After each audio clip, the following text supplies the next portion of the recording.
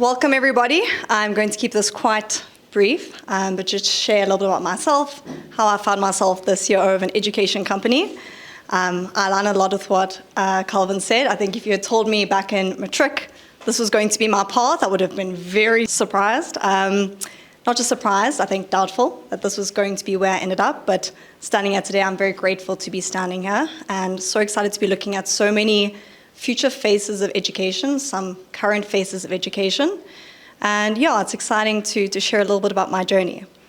So I started off, I suppose as most do, an aptitude test, I think in like grade 7, grade 9, that said, teaching's for you. And I thought, I'll keep it there. I'll keep it. Well, let's see if it comes to me, let's see if it happens, but I'll keep it there. So instead I thought, sure, what is like stable and structured and just organized and money, and what's the right idea? Law. So off I went to the University of Pretoria and studied a law qualification. UB. I did law and psychology as a double major and then English as my third major. I think in the bottom of my heart, I always knew education was going to find me. The reason for doing the triple major was that I could at some point potentially do English as a PGCE kind of major there. Law was so that I could be structured and have this amazing background. And then psychology I always just had a passion for, as many of us tend to kind of think when we go into the psychology field. I wanted to understand people a little bit better. I wanted to relate to people a lot more. And I had the aunt that, matched these symptoms and the uncle that matched those symptoms, and I want to help. I want to make a difference to the family. I went into UP, loved studying, absolutely loved it. Lived the full student life with zero idea where I was going to use any of this information one day. Thank goodness, decided to do a job shadowing law opportunity, and that really made me realize law is quite boring, in my view. I got put in a room to just do a whole lot of research, and I thought, this is in the courtroom? What do you mean? Did I not get to speak in court? Did I not get to work with people every day? And I realized at that point it wasn't exactly for me. I loved studying, it was very interesting, wasn't my path. Did my honors in psychology after that, through SACAP. At that point, I really felt, and I do still feel, psychology is a big part of my journey. Loved studying psychology, found more of a home there, and I was taught by phenomenal lecturers. I didn't actually mention this, but even back in high school, had, again, certain teachers that made an impact on me. In fact, one of the teachers led to me studying psychology. Although she was a qualified teacher, to me, she was my psychologist in grade 7. And still, to this day, Mrs. White, she was one of just firm, funny, lots of banter, but just really connecting. She saw me. So that was an element there. Went into university, had a similar experience, just certain lecturers that just brought the subjects to life. Not necessarily all with a psychology background. And then did a little bit of kind of job experience, worked as an educational facilitator for a girl with cerebral palsy. And during that space is, I would say, really where education started to become a lot more practical to me. Day to day, I was helping this girl write and read and understand the theory. Very smart student, but just physically unable to do a lot of things. Slight cognitive deficits as well, supported her just in learning in unique ways. At this point, I was probably 23. No idea what I was doing. So I'd come home and Google, no ChatGPT, unfortunately, but I'd Google, how do you help with the girl with cerebral palsy, and what does this mean, and how does this work? And it was such an incredible part of my learning journey. And I would say it was in that year that I really realized I'm never going to know everything. At Genius, we have a big belief in the power of I. So instead of saying, you're never going to know anything, I'm never going to know anything or everything. And that's okay. I think the whole idea is to Google and research and gain perspectives. And I did a lot of that in that year. I worked at a school, Edu 360. It's in Rivonia, still going strong. And that's where I worked for that year. And it was incredible. I met such incredible educators who also showed me, just different kind of forms of education and what it means to get to know a student. So that inspired me. I did my postgrad certificate in education the year after, specializing in high school English. And I was going to be the best English teacher I could be. I love poetry. I'm the one who's going to bring Shakespeare to life. I'm so sure kids are going to love Shakespeare. And so the following year, or kind of end of the PGCE year, I applied for many jobs. many jobs. Finished my PGCE with a distinction, thinking, I'm going to walk into school. About like 54 applications later, I think. Through a personal connection, ended up at Edenvale High School. And what an incredible part of my formation as a teacher. Again, walking in, wide-eyed, bushy-tailed, I'm going to be the best English teacher in the world. And I was given a mathematics post. Luckily, it was grade 8 and 9. And I did it mostly fine in high school. No, I did well in high school, but I'd separated, I suppose, from the maths. Honestly, I think I just survived high school barely with mathematics. And the post that was available was a grade 8 and 9 mathematics teacher. And I thought, okay, well, in my 54 job applications, I'd applied for consumer studies. I can bake. I'm sure I can figure that one out. And, like woodwork and all kinds I'm sure I can make a plan. And so to get this mathematics post, I thought, well, I'm going to be the best mathematics teacher the school has seen. And so what my position looked like at that point was starting at 7, often finishing at 4, debating on Saturdays, because I volunteered for everything I could get my hands on. And then in the evenings, studying mathematics. Just to make 100% sure I was showing up for those kids every day, well attuned to what they were going to need. And if I do say so myself, I think I did a good job, not because I was phenomenal at maths, but I think because I was actually quite good at teaching it to myself and thus teaching it in a similar, calm, sometimes slower way to the grade 8s and 9s. And that was phenomenal. It was very uplifting and very exciting. Similarly, I stepped in and everyone said, sure, young female teacher, good luck. Public schools, about 33 kids in a class odd, good luck. Let's see what happens. I went to an all-girls school, nice little bubble over there. And again, confidence. Please, classroom management. I'm going to die. Kids will love me. I'm so good with kids. And I remember stepping in day one, and people told me, don't smile. So I'm thinking, well, this is me. I'm not going to smile. I'm not going to, struggling to keep it serious. And I'm thinking, but I'm going to be still the cool teacher. This is my plan of action. I'm going to come in strong. And I remember to this day, one student, his name was Levon. I'll never forget Levon. And I'm busy, I'm about to teach, and I look up, and Levon's out of his chair, he's busy sharpening a pencil or something. And I go, it's probably grade 9s. Grade 9s are, it's where they start. So I just remember looking at him, Levon, can you just grab a seat? And in front of the whole class, everyone's sitting, everyone's looking at me, it's like my first day. There's Levon, all the way to his feet, like a whole show for me, and he sits down, and I'm thinking and now? No one didn't teach me this in my PGCE. Granted, it was online in COVID, if I'm being honest. If I'm being honest, it was it was a good year. And it was at Wits, just to throw my hat in the ring. But really, I remember being faced with a situation. And honestly, I think every part of my body, mind in that moment thought I'm going to show him. I'm going to teach him right now. Who's boss? It's me. This is my space. And how dare he do this? And who does he think he is? And in that moment, I took a breath and I said, Levon, will you just see me after class? And I continued. And the class itself went beautifully. No one said anything. No one did anything. And he came to me after class. Anyway, I'm going to skip a couple of chapters. But end of that year, my favorite student.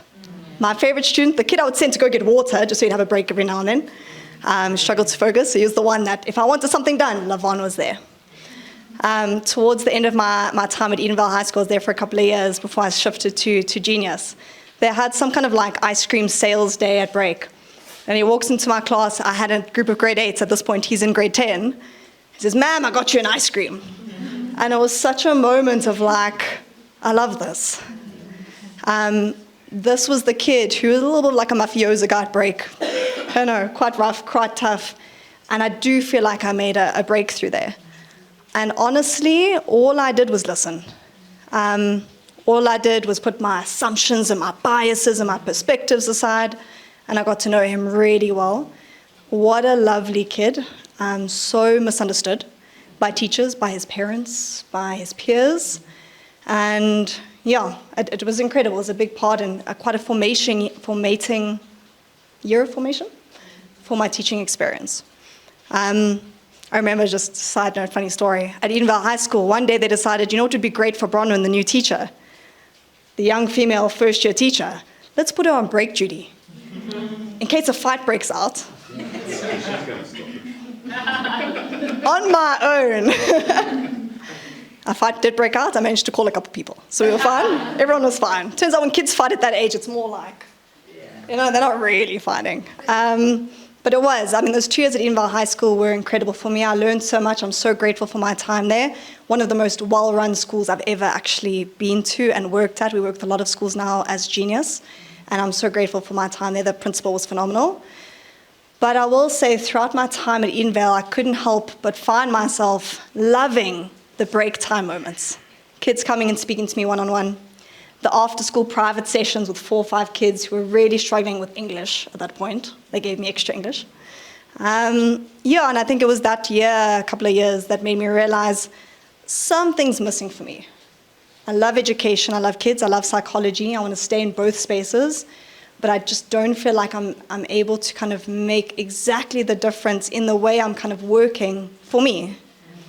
I think many teachers at Edenvale High School still to this day make a phenomenal difference with those 33 kids in a class. It just wasn't best suited to me. So during that time period, I found an opportunity to come through to Genius. I was actually a tutor during my PGCE year and started as an education leader here in 2021. Had no idea what an education leader is, what an ARB name, was what I said to Dean when he first hired me. Careful. And I walked in just really not knowing what this job was going to look like. Needless to say, it's a good 5 years later, and I'm still here. I haven't left. I'm now the Chief Operating Officer, and I love my job more than I've ever loved my job. So what the role is at Genius, just to give some insight, is we're an educational firm, primarily private tuition. We work with kids in so many different spaces. We work with kids who are getting 50 and they need to get 70 to get into a university qualification. We work with students who have autism and the mainstream environment just wasn't working for them and they've moved into a smaller environment, and so we come and support them there. We work with kids with anxiety and depression, and so they've left main school teaching. They're now on an online platform, and we know online's not the best. So they've come in and we need to support and fix it. We work with immigration, quite a range. But fundamentally, we work with kids who need help. And on a day-to-day basis, my role is meeting with students one-on-one and getting to mentor. We actually say at Genius often, if a student comes in 20, 30% or behavioral struggles, whatever it is, but there's that little glint in their eye, that little spark, we grab them, we can work with them. We can ignite the fire. In fact, the slightly naughty kids are like my favorite. I think Levon inspired me. If you could see me now, that's I think what's been phenomenal about being at Genius is getting an opportunity to unite my psychology background, which I didn't really think I was going to end up using because I've stepped away from the master's kind of mission, unite my education background, and then also just unite myself, I suppose. I think Gershom said it well, I didn't really learn anything in my PGCE. And that was really frustrating. I thought I did. I thought I did. If you quiz me now, I'm going to get 0%. But I learned so much from Levon. And I learned so much from all of the other kids that year. And I learned so much from my principal that year and from the teachers. And then I came into Genius, and I've continued learning on a day-to-day basis from my colleagues now, who are very much like-minded individuals who love kids and education. From my bosses who are in the same space, who talk about kids like it's their life. We often say at Genius to new people who come into our organization, just know you're going to dream about the kids. The first year, you can't help yourself. You're going to be so consumed with making a difference that they are going to pop into your dreams. You are going to be at the dinner table. Okay, today I'm just focusing on me. It's time for my dinner with my husband. And sure, so what I'm thinking about little Johnny is, what would you do if... My husband's a developer, so he plays along, but I wouldn't say, he's not thinking like, yo, little Johnny. But it's like my favorite thing to do, to think about, to plan about, and to work with. Yeah, so to kind of speak about hints, tips, techniques, I mean, that's why a lot of you are here, is what do I do? Where do I even go? Number one is apply for all of the jobs. Apply for the consumer studies job because you know how to bake. Even if you don't really know how to bake, just go for it. The second thing to note is it's not your qualification that makes you. It's for sure helpful, it gets you into the interview. But it's not the qualification, it's the confidence and the competence. Many first, second year teachers, I speak from experience, don't have so much competence to offer. And so in place of competence, we give the empty teacup, we say, or the half full teacup, which says, please, I'm willing to learn. Give me insight, give me advice, coach me, I'm willing, I'm open. I interview about 3 candidates a day for the education leader position or the tutor position. And what do I look for in those interviews? Confidence and maybe self-assuredness. Doesn't mean they aren't nervous, we're all a bit nervous in an interview, but confidence in who they are and how they've kind of come to where they are.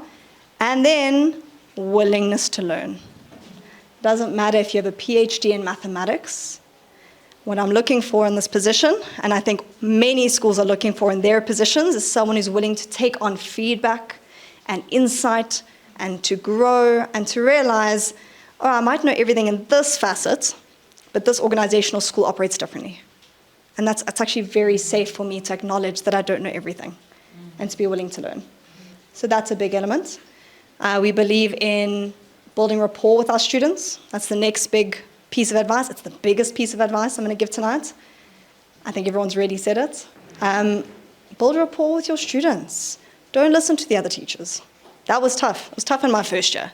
Sure, Bronwyn, have you taught this kid yet? Wait till you teach him. You know, it's so easy to get pulled into that, and that discussion and that feeling, and oh, you're so right, I actually taught him yesterday. Instead of default to understanding, rapport building, listening. We believe in reflective listening at Genius, active listening. Listening is not listening to listen, it's to repeat. Someone says, honestly, ma'am, I've had the worst day of my life. How do you respond to that? Yes, no, of course, I also had a bad day today. I completely understand. We just grab a seat there. We're just going to start in a minute. Or do you really listen to understand? And I was a teacher for 2 years in the public sector. In those 2 years, we had 2 suicides. We had students who were severely depressed and anxious that left the school to get certain support. We had students severely bullied. I can't even explain the amount of situations that I had to deal with at age 23, let alone they had to handle at age 14 to 18. And again, eye-opener for me, and a realization that all we can do as human beings is see the other person for who they are and support them. And that's been a lifelong lesson I'll take with me into any profession. You say teaching, any profession, it stands true. Aside from that, I'm just going to last kind of little hint tip. We very much believe in struggle time at Genius. Struggle time to me aligns with frustration. When do students learn the most? When they're struggling through a question, when it's tough and it's difficult and it's so hard. And how incredible that we get to be the teachers to say, that's okay. In fact, that's actually great. It's not just normal, it's brilliant you're struggling. What a phenomenal opportunity. So that's something to remember. Don't spoon feed. Let struggle time happen. Give them some independence. It shows them they can do it. And in the same way, give yourselves some struggle time. I don't think that's going to end. I haven't been in education very long. It's been a good 8 years or so. Still struggling. And then I learn and I think, wow, I've got this. Wow, done, sorted. Next student comes in. Ooh, okay. Ooh, okay. New challenge, new student to work with, new experience to handle. So give yourself grace, gain the external perspective, ask a million different people for advice. I think that's phenomenal, and ask questions all the time. But also remind yourself you're learning. Every day you are struggling in this position, and it's difficult, and it's a little frustrating. Sure, those neural pathways are on fire. We are learning and we're growing. And I just want to end off by saying thank you again, everybody. Like I said, we selected very select people to attend this evening. Thank goodness, because of the rain, we ended up in here, so picked the right number of people. We ran out of chairs. But thank you. Thank you for coming through. Thank you for bracing the rain and for being with us this evening. At the end of the day, from a teaching side, all I can just advise and just say is just wake up every day and do your best. The kids are doing that, most of them, and if they aren't, you can support them in that journey. But provided you're role modeling the mission of waking up every day, today I'm just going to do my best. You're going to be a phenomenal teacher or educator.